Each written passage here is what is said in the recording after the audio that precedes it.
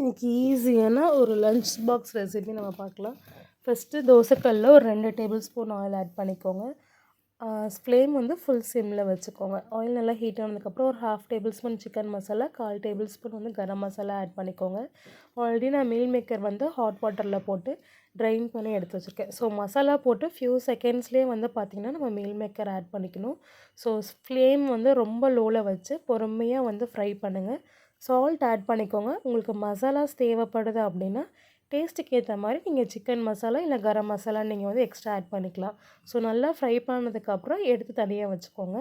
So நான் சப்பாத்தி இதே பேன்லேயே நான் மேக் பண்ணிக்கிறேன். ஸோ எக்ஸ்ட்ரா மசாலாஸ் எல்லாம் ஃப்ளேவர்ஸும் அந்த சப்பாத்தியில் வந்து நமக்கு கிடைக்கும். இன்னும் கொஞ்சம் நல்லாயிருக்கும்.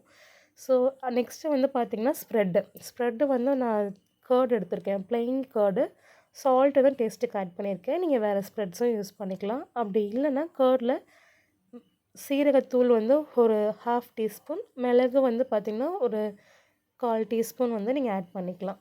ஸோ உங்கள் ரேஷியோஸ் வந்து உங்கள் டேஸ்ட்டுக்கு ஏற்ற மாதிரி நீங்கள் ஆட் பண்ணிக்கோங்க.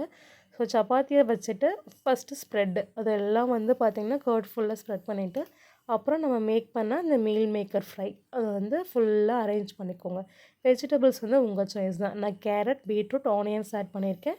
மேலே மறுபடியும் கர்ட்ஸ் ஆட் பண்ணி ரோல் பண்ணிங்கன்னா சூப்பரான ஒரு ரோல் ரெடி ஆகிடும். ட்ரை பண்ணி பார்த்துட்டு எப்படி இருக்குன்னு சொல்லுங்கள். தேங்க்யூ.